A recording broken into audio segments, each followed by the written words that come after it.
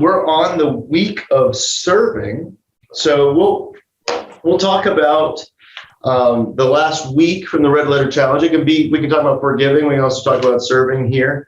Was there something that goes well? Was there something that confused you? Was there something that you had to struggle with? Was something revealed to you this last week? What do you have? What do you have? I sent you my list. What was some of those, Cheryl? Trying to recall.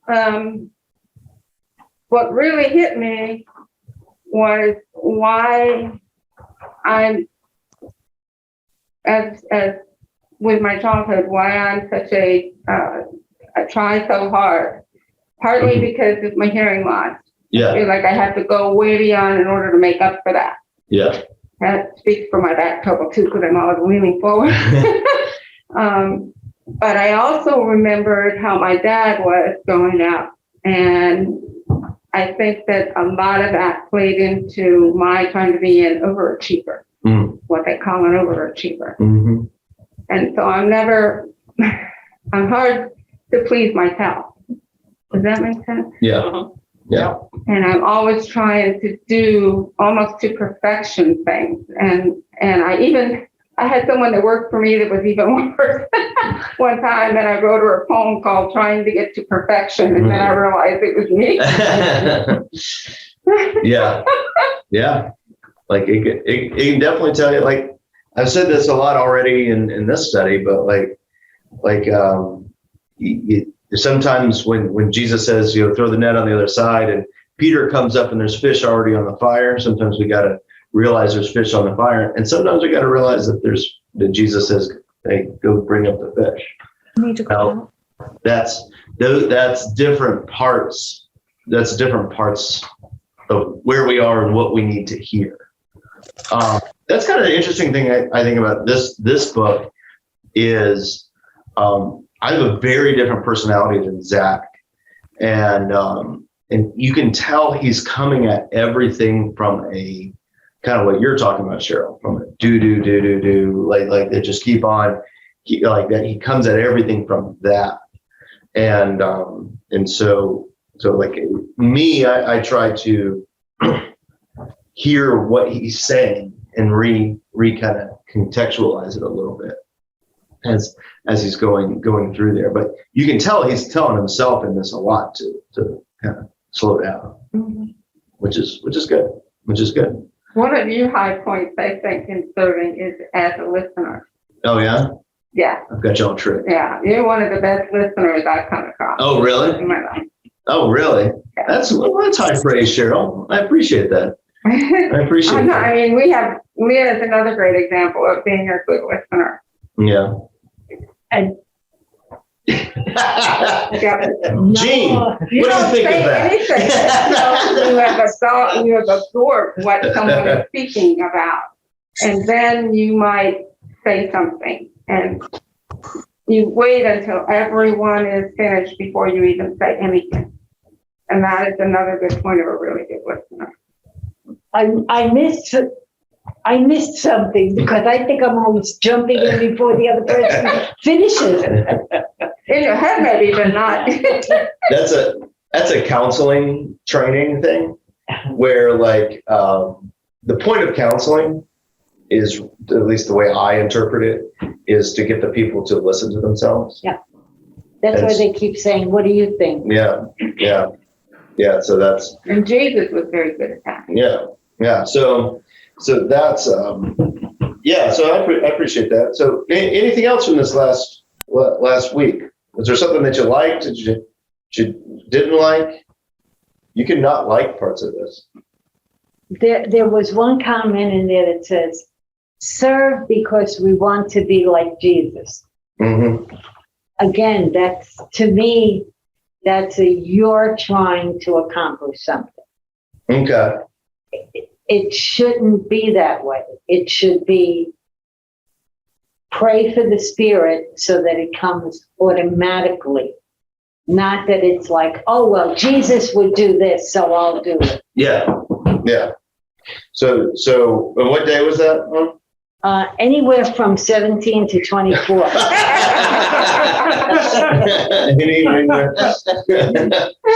Oh, well. I'm sure I have it highlighted somewhere here.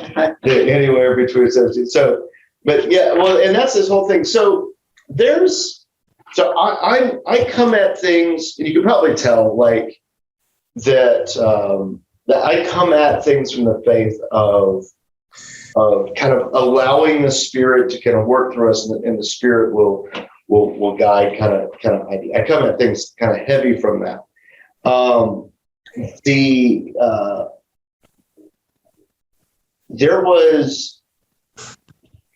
I remember being really challenged by a teacher. I can't remember where I was, but I was listening to someone talk, and that person really talked about like often your heart will follow your physical, like what's going on. So like sometimes if you don't feel like doing something, like sort of getting in the habit of doing things, like and so it's like allowing your own selfishness to kind of take a back seat and all that stuff, and just go ahead and do it. And I was really challenged by that. I was like, oh, okay.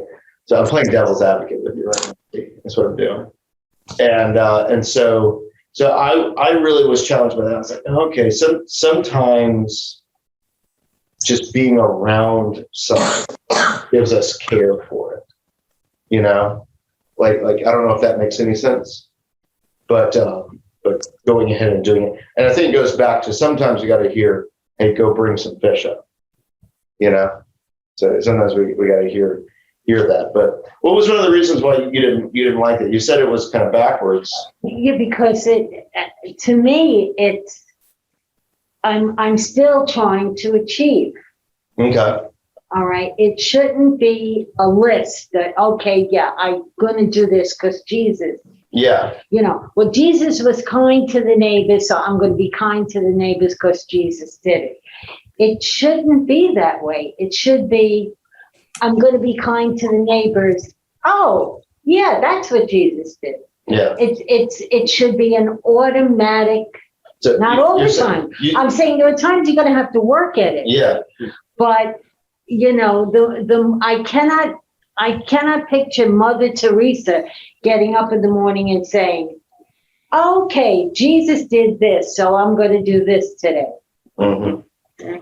You know, To the innate. Yeah, Yeah. it should Especially come, as Christians, we should know. yeah, it should come automatically. I'm not saying that everything, you know, maybe 0.50 of our lives, it comes naturally. Mm-hmm. I realize there are areas when you've got to work on it. Mm-hmm. But some basics should come automatically. Yeah. To me, I think our sinful self gets in the way. Yeah, it gets in the I way. think it gets in the way a lot. Pride gets in the way. It does. And so what I'm hearing, did you want to say something, Tricia? Just to go back to what you said about selflessness, I'm not sure if you're finished what you were doing. It's harder when you're on Zoom. Yeah, that's fine. You just got to kind of get your voice out there, and then we'll get there. What you were saying about selflessness, I struggle with because I kind of grew up where everything that you had to do was because of guilt, like in my family. So I've tried over the years to do just the opposite kind of what you're saying. Is when I do something, I do it for the joy of doing it for other people. And, you know, I try not to feel like guilty or guilted or obligated to do stuff. And I'm not sure I'm in the right place, but it was a stepping stone. And I think that this book is helping me kind of bring that all together. I was on the right track, but maybe not doing it the right way. You know what I'm saying? Yeah. It's like, you know, so I think this book is helping me pull that all together and say, yes, you want to, sometimes you have to do what you have to do. It's an obligation for other people in the family, whatever. neighbors. And it might not be what you choose to do, but you have to do it from a place of joy, and not like, oh, I have to do this. And so it's kind of on the right track, but sometimes I go off because like, oh, I have to do this. Yeah. Because I grew up with so much guilt. Everything was, because you have to do this because I either said so, or there are going to be consequences, or, stuff like that. That's all I wanted to add. Guilt is an amazing short-term motivator. But the thing is, it's completely damaging long-term. And so a lot of times leaders will use guilt to motivate because they only are thinking about short-term. Happens in your marriage too. It happens in your marriage too, yeah. That's I try to not hearing from my son-in-law or my grandson very often. And when I do hear from them, I say, oh, it's been so long. I'm so glad you got a hold of me.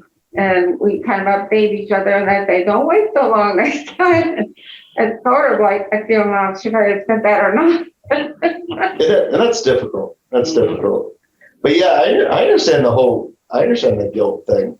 Like that's, you realize that there's a lot of guilt and shame that's used in the world today, and used as short-term motivators, and it's hard. And when you begin to stand up to that, like those, you realize that people that were using the guilt, that you always felt like they were kind of on your side, that they were always used, that they start getting angry.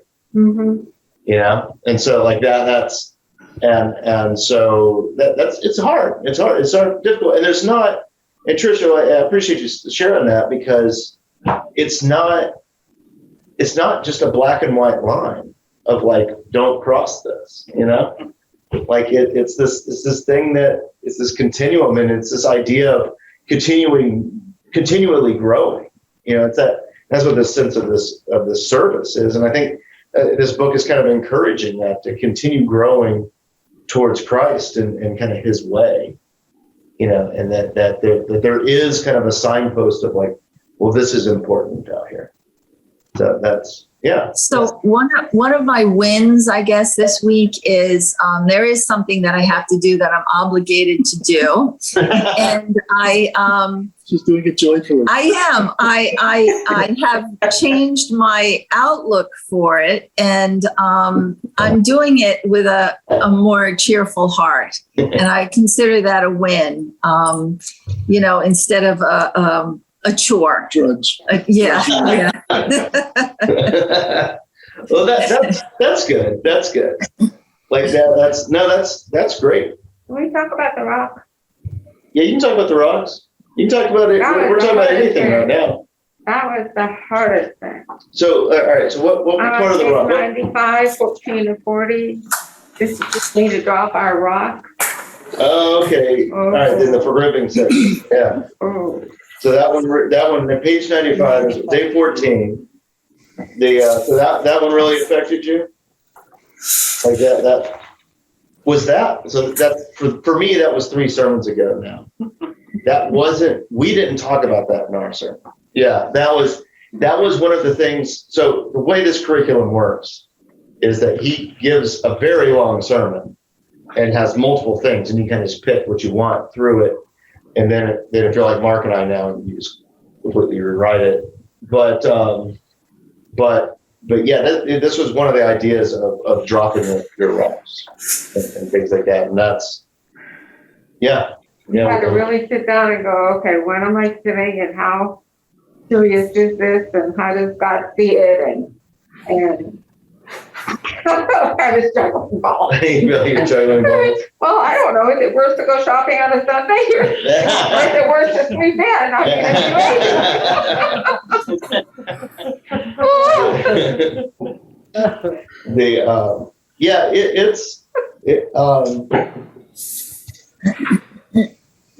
This is something that I think I talked about at the beginning, in the being section with realizing that God's burden is light, and we so often put a heavy burden on the way. Like it's like this is how it's got to be, and so I've really taken a side of like no, this burden is light. Like that. That's like as soon as you start feeling those tinges of it's like, well, I got it. Like you gotta. You're like, well, what are those for? Why am I saying I got it? Like that. That's and that guilt begins to motivate and all those things. And because what I see then is that when you feel, and I think this is what I see a lot is the I'll compare education to it. So we'll talk about student loans. Everyone my age is in the middle of paying off their student loans right now. And one by one, as I see friends' Facebook posts talk about how they're finally paying off student loans because we're all 10 years out and all that stuff. That's about how long those loans are. Suddenly they become insanely greedy about student loan payoff things. Like all that, they're like, well, I paid mine off. Like, why do anything for anybody else like that? And I think, and I don't care what your feeling is about all of that. This is an example. But what I think is interesting is that's like, it's like a lie as soon as it doesn't benefit me at all. So I think what happens is when we feel, to use like what Tricia was saying, guilt to motivate ourselves. When we see someone doing something or isn't motivated by that same guilt, we tend to pick up rocks to throw. It's like, you need to go through the same thing I went through, like that. And I see that a lot with people. and that's, most people hide that feeling pretty well, but occasionally it comes out. It comes out and they get mad. And you realize what they're actually getting mad at is the situation is different today for these people than it was for them. And rather than it being easier or different, they get upset because it's not fair. I don't know. Does that make any sense? Yeah. Yeah. Yeah, I think there in the way I approach it, there are two types of people. And one is when you're telling a struggle to them, they empathize and they say, oh, I went through something similar and it's really rough. And, maybe they'll give you some advice. And then there have been people in my life that will say, hey, I went through that, buck up. Yeah.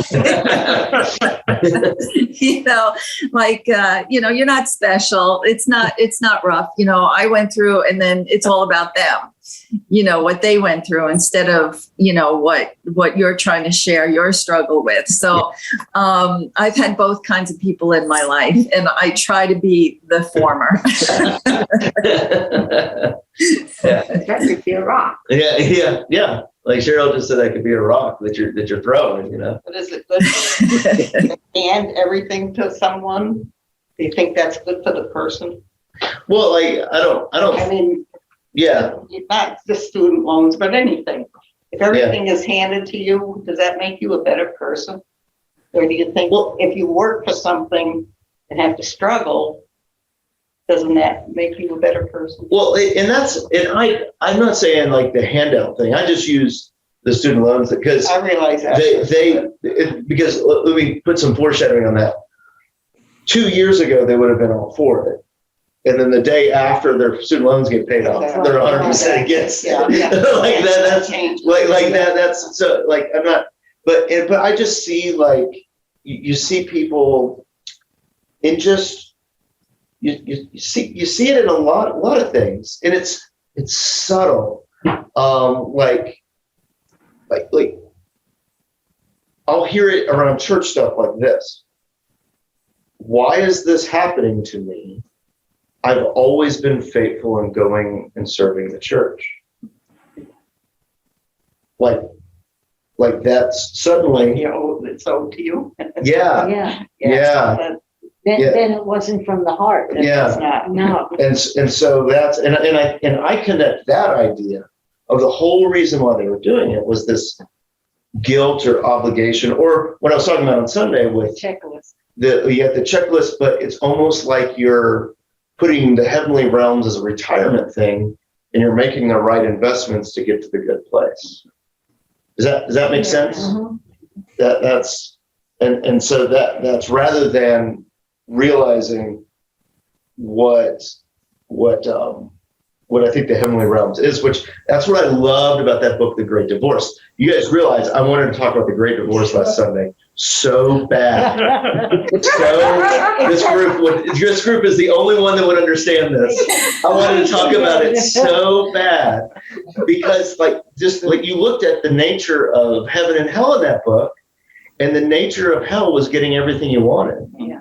You know, and then the nature of heaven was being a servant. Twilight Zone did an episode like that. Oh, did they? Where it shows at the beginning the guy's a crook. Yeah, he beats women, he cheats, and he dies, and everything is wonderful. He's got a penthouse, he's got all the money he wants, and after a while he gets bored.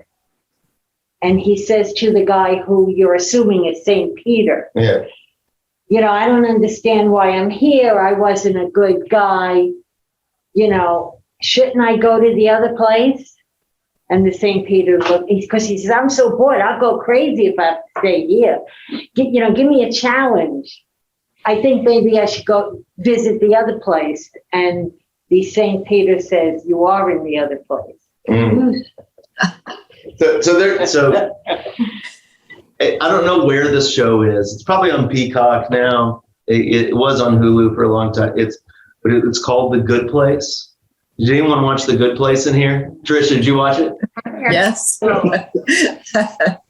Brilliant show. Brilliant. And I'm going to tell you the whole gist of it. It's just like what you said. These people, they die and they think they're going to the good place but it's actually a veneer of the good place, but it's hell because it's just constantly motivated by guilt, and it's making you feel bad about things that you're not good enough, and all this stuff. This show is so good. It's so because it really erodes this concept of what we have. It's got who's the lead dude in it? Ted Danson. Yeah, Ted Danson. Okay. Ted Danson's the lead dude. Kristen. I'm ruining the first season for you, but someone ruined it for me, and that's and that's what made me watch it.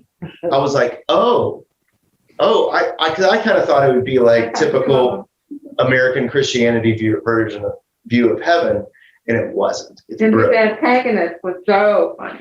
Yeah. It's a great show. It's a great And show. it's also a struggle of these people really trying to be better, you know. So Yeah. it's So they could fit in. interesting. So they can, Yeah. and it just brings nothing but suffering onto them. Like it's great show. It's a great That's show. one thing that's hard to teach children is not everything is always good, Mhm. and not everything happens in a good way either. Yeah, And they just grow up expecting everything and anything whenever they want. yeah.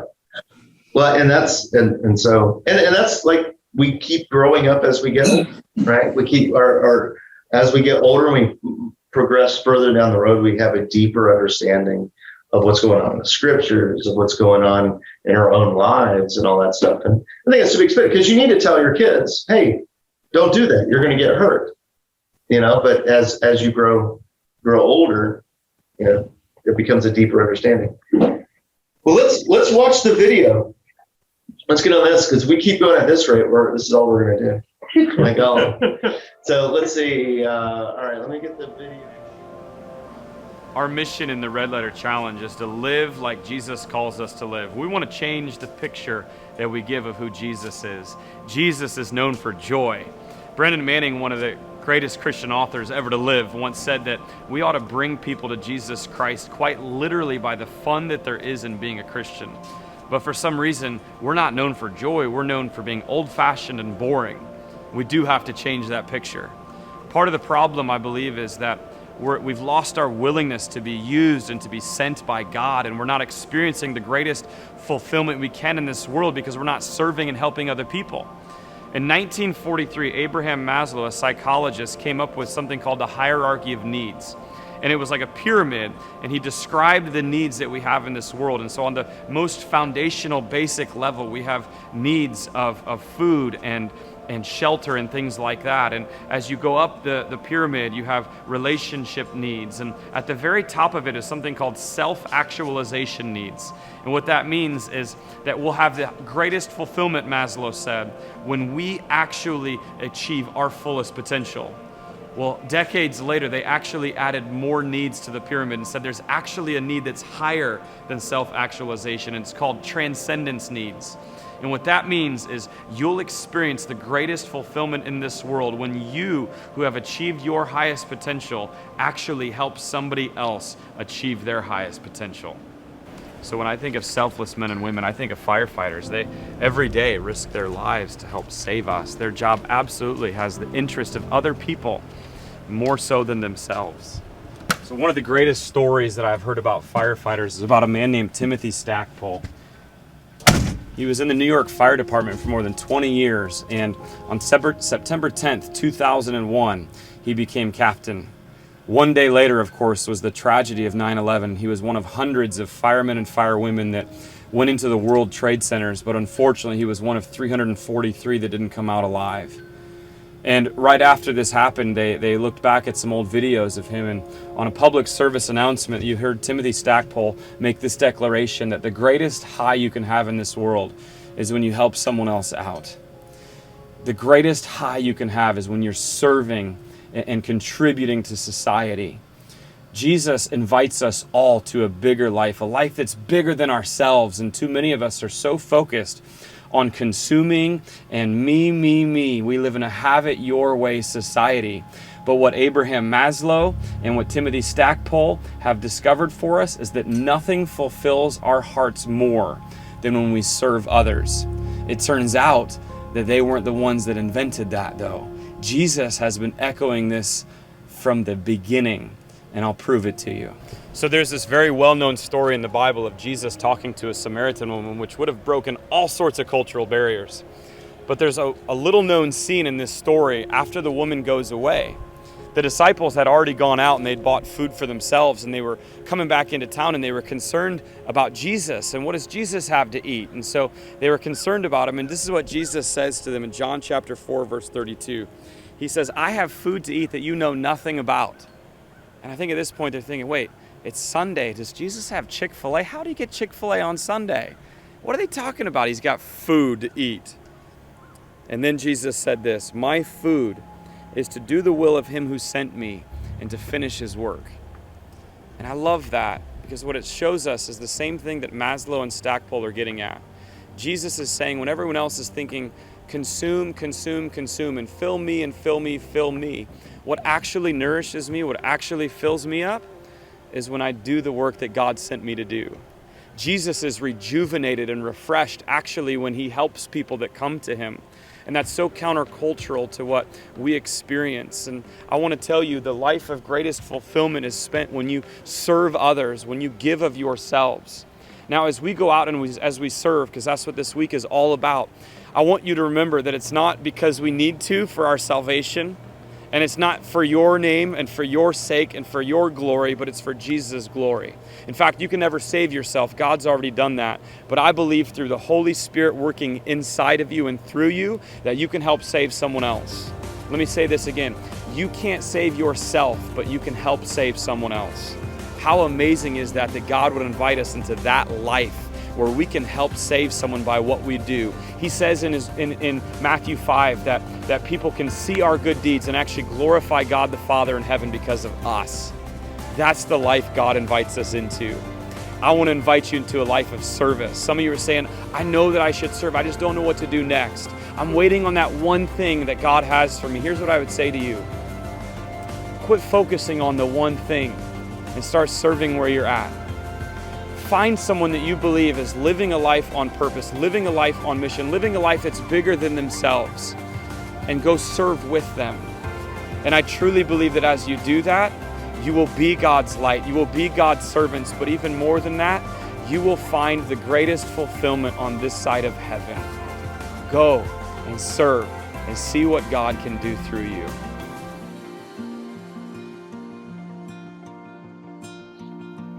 Okay, so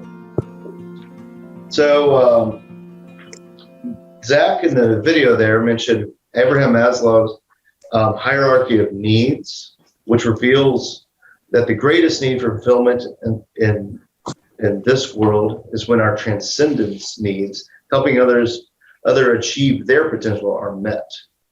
What do you think of this? Do you agree with it? Do you not agree with it?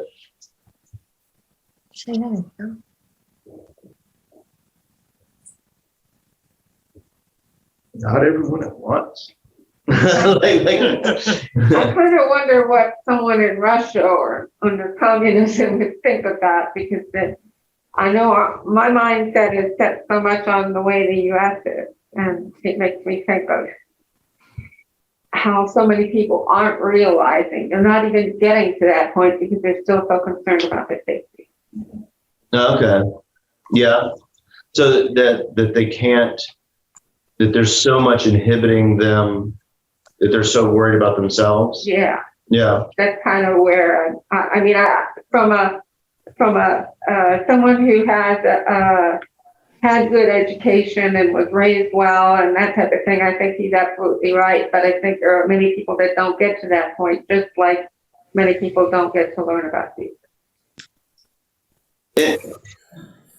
So my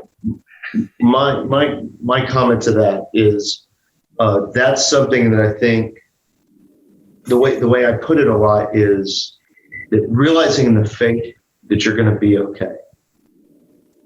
You know, like that's realizing that you're going to be okay. This is why I get angry when people are constantly pushing the idea in order to get people saved that they're not going to be okay. It's like hell's just knocking at your door type of thing. I can't stand that, because they're making the burden heavy to Jesus. And so, like, the way I like to put it is that it would be okay. And I think when you can accept that, you know, that you realize that all of a sudden all those needs are kind of taken care of. That, you know, even the physical and the safety and all the way up. And then I think that's now that we are saved, we can look around and see and follow the way. And the sermon I took a very different way than Zach did, with the realizing the way of the Father that's been of the Creator from the beginning, and that's kind of, it's the way of the creation is to pour back into the creation. That's me. That's enough of me preaching. That was good though. Sure. I think we have to kind of open our eyes and our minds to the fact that sometimes it's not quite time yet for the Holy Spirit to work in people. Yeah. You're not going to create the salvation, Right. but you can participate with it. Right. Yeah. It's like planting the seed and then Planting the later you seed. see the Just increase, water it. maybe. then Yeah. We it's show down them the door, heart. but we can't open it for them. Exactly, Yeah. Mhm. exactly. Did anyone else have any thoughts about all this? Well, I do know that sometimes someone I know that's going through something may, say, can we get together, or, would you come over, or whatever. And I might not really feel like leaving, going someplace. I mean, that, but I also know that if it was me, if it was turned around, that I would want it. And I always note, and then too, when I come home, it's like, even if you've been listening to a lot of heavy stuff, you do still feel lighter in a way, in that you were able to help that person get through something. Yeah. Yeah.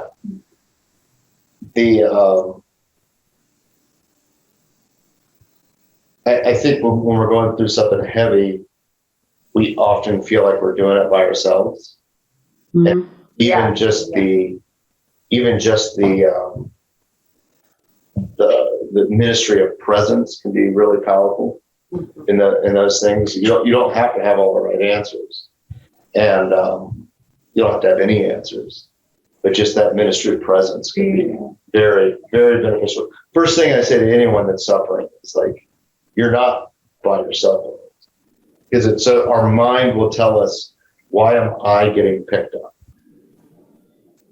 That's what our mind tells us every time we face disaster. Why am I being picked up? And you're not. You're going through a challenge, and so that's you're not being picked up. Yeah, and so yeah. Anyone else have anything? I have a question. Yeah, Me? yeah. Whoever just said that. Yeah. So he made the comment in that video about you can't save yourself, but you can save someone else. Yeah. I find that very confusing. Why can I not save myself? So I think that's coming from a feeling of that I think a lot of us have, where it's like, well, I've got to do this thing in order to make Jesus happy with me, type of thing. I think that's what he's talking about. And so it's like I got to do all this, and then finally Jesus will start smiling at me and all that stuff. Where I think what he's trying to say is kind of the same thing that I was trying to say on Sunday, is that we've realized that God has already made us good with him, and that from that place of, to talk about safety is what the word Cheryl used. That those needs have been met, and we can serve those others. Does that make any sense at all? I don't know. But I mean, if I know what to do to save somebody else, why wouldn't I do that to save myself? I think it's because you're already good. Okay. I don't know. Does that make? I knew that, but Am I being too curt? Like, am I being too short there? I think The way I wrote that down, but the way I was understanding it is, we're already saved because we have faith and we believe in Jesus, and he is the path. But we can save others by serving like him and bringing Jesus to others. That's how I interpreted it. Yeah.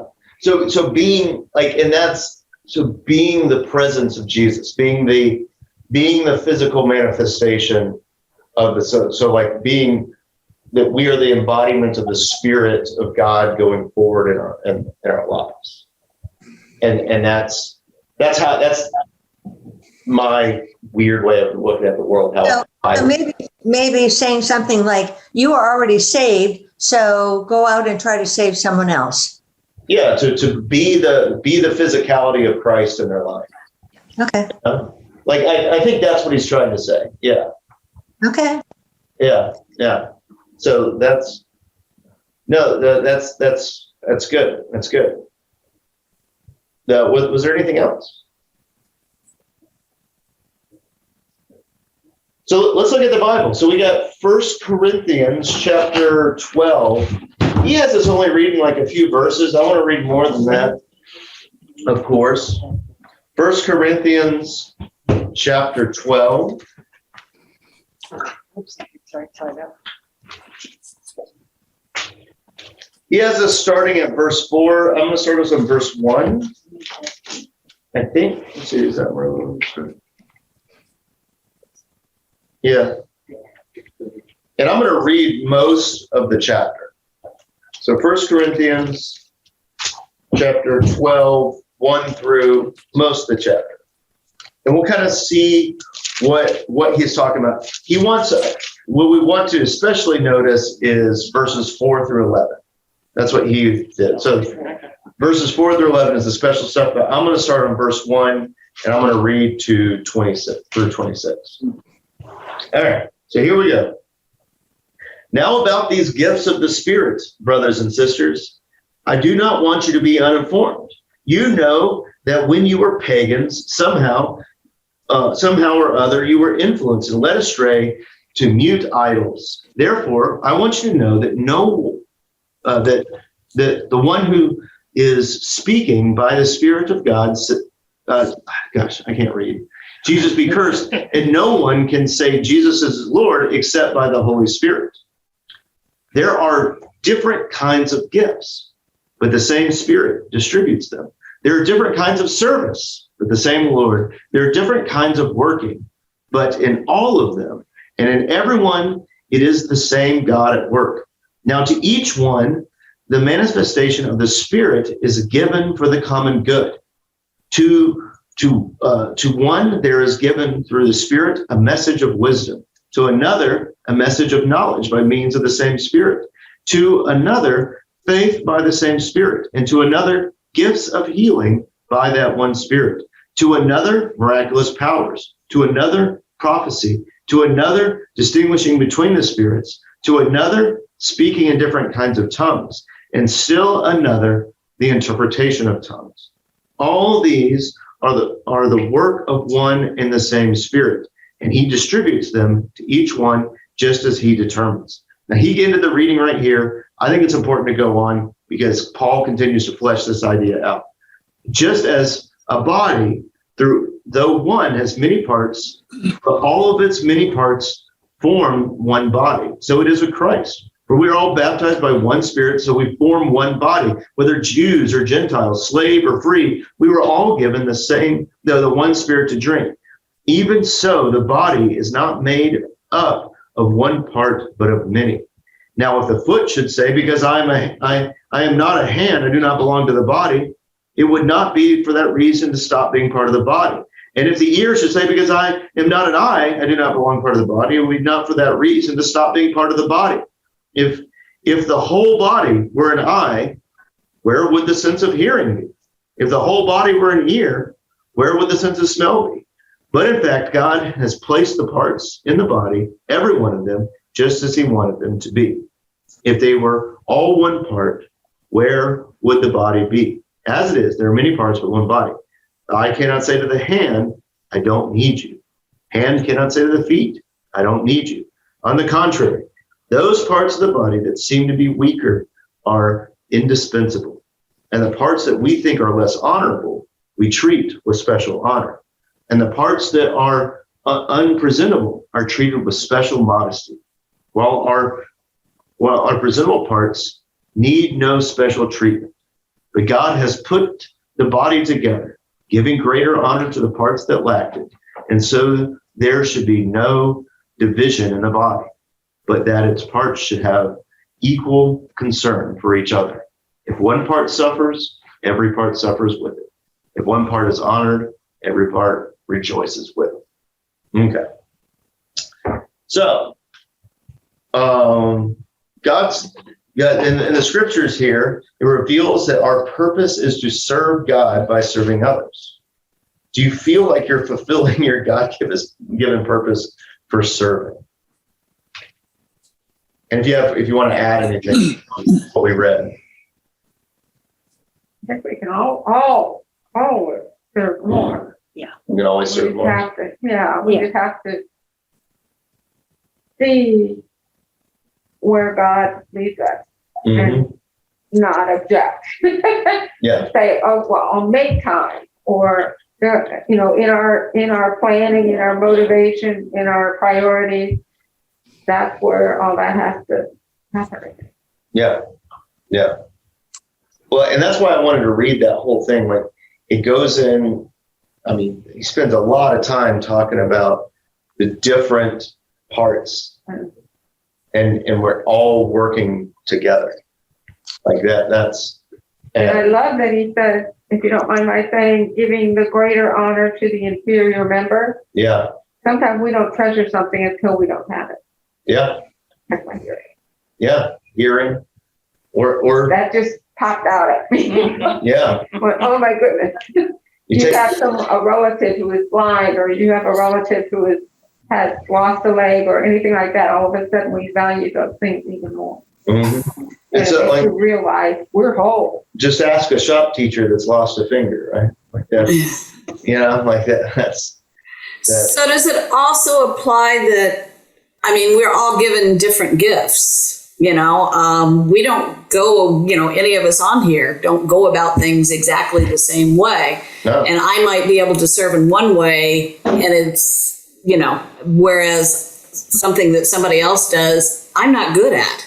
But together we make, we do the job, or try to anyway. Yeah.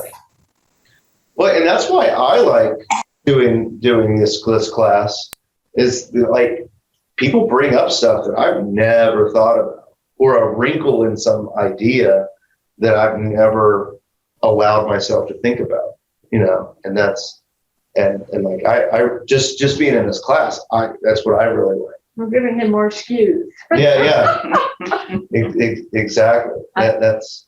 I also think you have to leave yourself open for other possibilities. Leave yourself open. Yeah, because there's certain things you can do, but there may be other things that you would not normally, but the opportunity presents itself and you go with it. And once you go with it, you say, oh yeah, this is working. Yeah. Mm-hmm. Yeah, that's good. What are you naturally good at doing?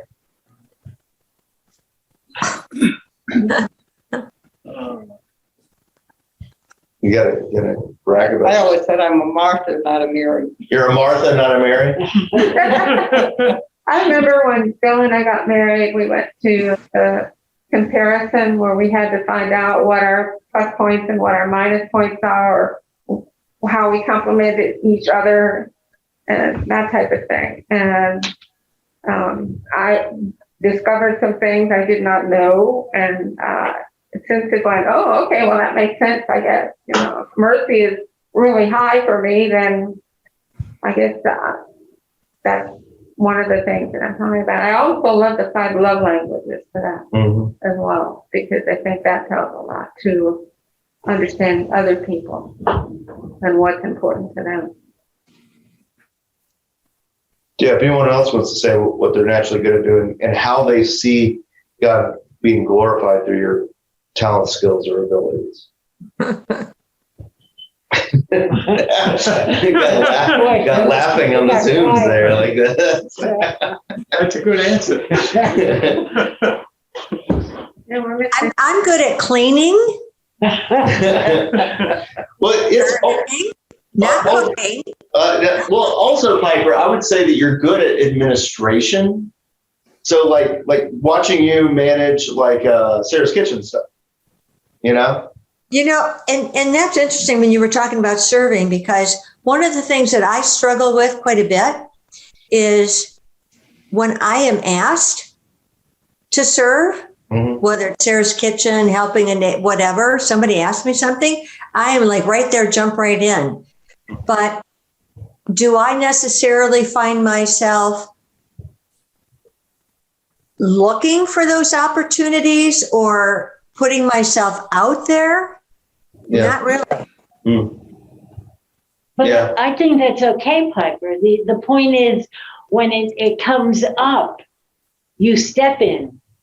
Yeah. You may not, I can keep you active 24 hours a day without you thinking about anything. But when it comes up, you step in. Right. You don't say, oh, well, I've got to go clean the bathroom. According to the Bible here, Piper, you're a foot, is what Lee's saying. But such a pretty foot. I take your part. It's all those high heels I've worn over the years. But no, I think I think a lot of people are that they're naturally good at doing things. Like I look at like Coley and I's difference. Like Coley and I are very different. We have similar goals in line, but like she works. She will work till she dies. Like over there, and I'm like, you know what? you should probably watch the TV with me. And some stuff like that, like that, over there. And then she's a lot of times like, you know what? You should probably stop being a bump on a log. Yeah, like that. And so, but that's just a microcosm, but like that, that's, we work pretty good together. Let's see here. So Jesus said, if anyone forces you to go 1 mile, go with them 2 miles. That's from Matthew chapter 5. Right. Explain a time where you have had to go an extra mile for someone. What did it mean to him or her? And what did it do for you? You guys have a story?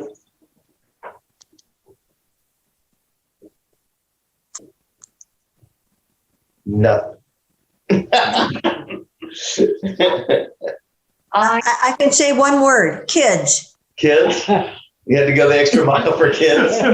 Holy cow. Separate out. Many times. How back do we want to go? Many times. Many times, yeah. Let's see, it kind of, I'm trying to think of, like I think it's always been surprising for people when you kind of are continuing to kind of help them out, to kind of go the extra when you're going out. I see that when, again, we'll go back to when you can be there for people. Mm-hmm. When we can be there for folks. And I think the extra mile, it really doesn't benefit you at all. Like that's. No, it doesn't. It benefits the other person. I'll give you an example. So like, in my line of work, there's certain expectations that clients have of me, to do a job. And then something comes up and more is required. And I could easily say, well, that's not in my contract or my job description. But when you want to serve people, you go the extra mile to get it done, to do whatever they need done. And it's not for me, it's for them, so that they're happy at the end of the day. Yeah. Yeah. Well, and what Piper just said reminds me of one of the principles I try to live by is that people will often not remember everything that you did for them, but they'll remember how you made them feel. Yeah. And that's, I feel like that's kind of what you're saying, Piper. Like you did all that. And that's the feedback you get. It's not that you did the job, it's that you did beyond what was expected. That's what's always remembered and appreciated. Yeah. Yeah. Yeah. Sometimes you don't always know that you've gone the extra mile for people. And that's always like a nice surprise when somebody remembers something that you did that, was no big deal to you. Yeah. And yet it meant so much to them. And, I can give you a couple of examples of when I was the recipient of that. I've also had the other, but when I was sick, when I had cancer, I had friends that would just call me and say, they knew how tired I was and I really didn't have a lot of energy. Let's just go for a cup of coffee. Or let's just get out of the house and do this or do that. I have to tell you that meant so much to me. And I learned so much from that it was, sometimes it's the little things. I know they're talking about going the extra mile, but I think that sometimes it's the little things that is the extra mile when you're dealing with people. They just don't expect it. And I didn't expect it. And yet I got those phone calls and it meant a lot to me. And it taught me to be more like that. Yep, we never fully understand how something we may consider as minute or even a second thought, that when someone says, gee, you did this for me, it's like, oh, I did, we can't really understand at times just how important something insignificant to us can be. Another example was when my aunt had cancer. I remember saying to her, because I truly believe this, that children's prayers are the most powerful. It's just something that my kids were very little. And I just said to her, the girls and I, we will pray for you. And she brings that up more than I can tell you, that it meant so much to her at that time when it wasn't going the extra mile, but she felt like it was. She felt like it was. So, I think it's to make people feel, good. And it can be little things. We have a lot of our lions, this reminds me of, because everything that we're involved with is not just because we're lions and we do this, but I always see them going above and beyond in almost every step that we do. And some of it's with like mustard seed and what we have the old Fort Park and different things like that. They go above and beyond because even though that's done, they still go out there, well, pre-COVID, of course, like once a month and pull weeds and take care of things. And then that's like above and beyond. Yeah. No, I think it's good. We're kind of already talking about this, but the next question was, who is someone whether an individual or group that is living out their God-given purpose?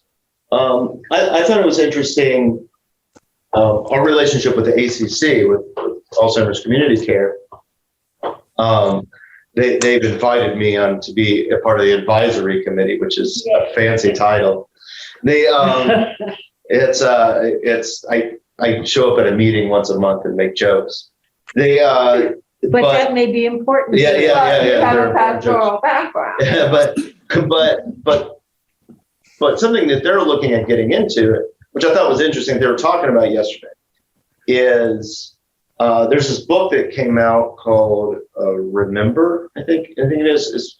It's a pretty recent book, but like this book has like really like affected Mary and that whole organization.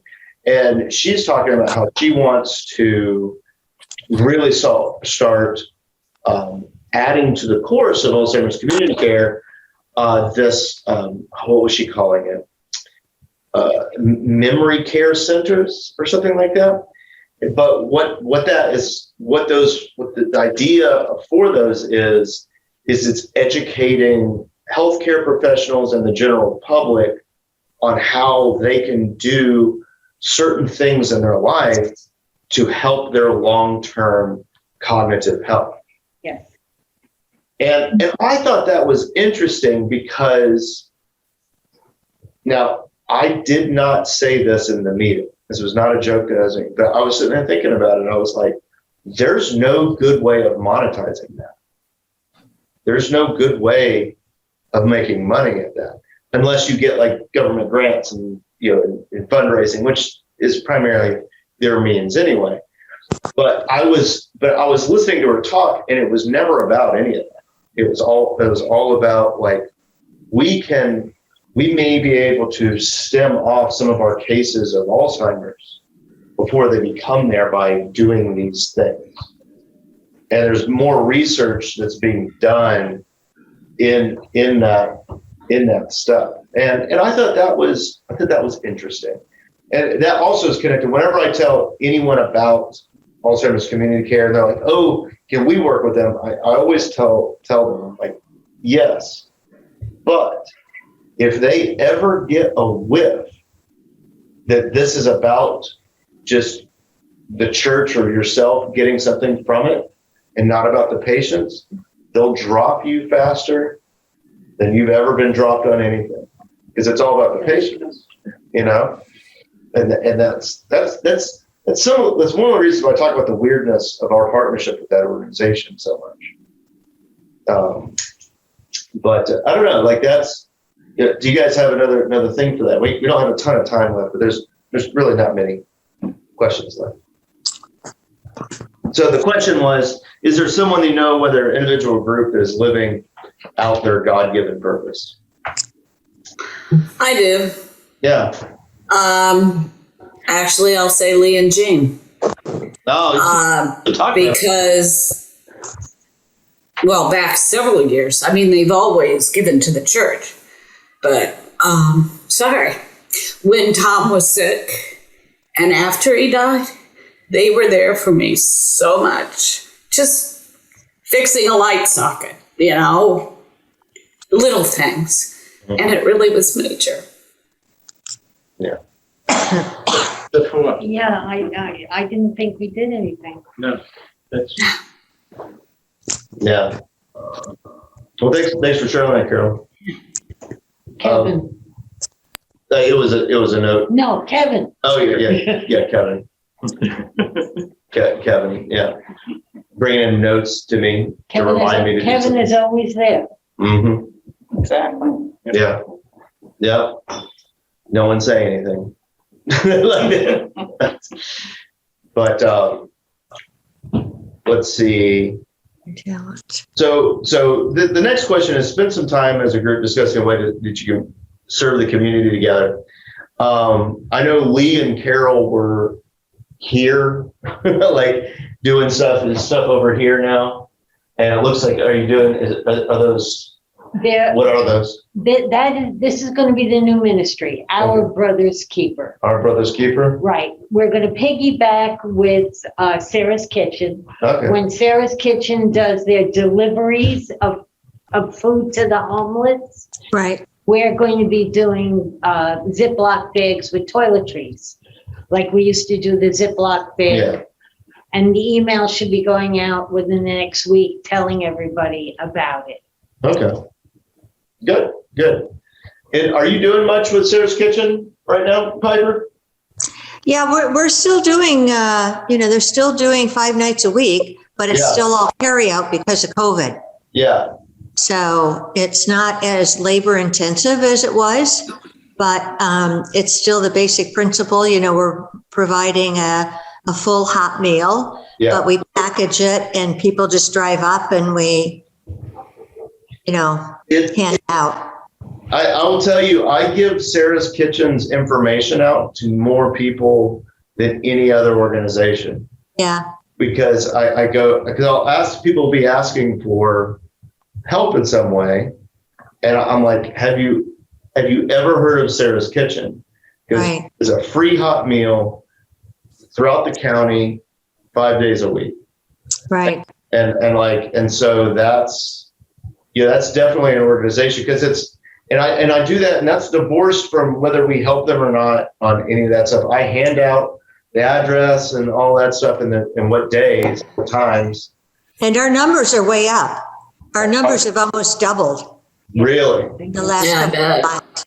Yeah. In Yeah. the last couple of months, we're probably like 150, 160 That does. I mean, on one night, the one night that I'm there. Yeah. really? Yeah. Wow. So I think that organization is really good. But so anyone that's watching this, because we usually get a good amount of watchers, anyone that's watching this, you could talk to Piper, talk to Lee, talk to Cheryl, Gloria, like there's pretty much anyone that's here, and and Carol and Trisha. I don't know quite all what you guys are involved in yet, but like you can talk to anybody here and decide a way to be involved in something, because there's like this is a pretty well represented group. So that's, but yeah, it's good to serve, and I will say, and I've said this before, so this is no secret, but when I came here, I was surprised at 2 things. Well, one of the reasons why I decided to come here is that it was actually, she can't let it go to her head if she's watching this, because Judy Frederich was on an interview with the city, and they asked her why the church was helping out. I think it was Adopt a Mile, and she said it was because it was just the right thing to do. Like that's what she said. Not that we're Jesus. It was just a simple, what's the right thing to do. I think that's the heart of any service. Well, this is just a good thing to do, and then the second one was, I was doing all these wildly creative things in Bentonville that people are getting mad at me for doing. And when I came here, I realized all the churches were doing them already, all around us. So we had to find a different way of doing stuff. So it's so I thought that was interesting, and all centered around community service. So I appreciate all the service that you guys all are doing, and that our eyes would be open to new ways of going around us. Did we have any prayer requests that are new for this week or anything? I'd like you to pray for Kathy. I know this isn't new. Yeah. Her daughter came to visit and had to tell her mom she's got cancer. Oh no. And that's our Kathy here, right? Yeah. Yeah.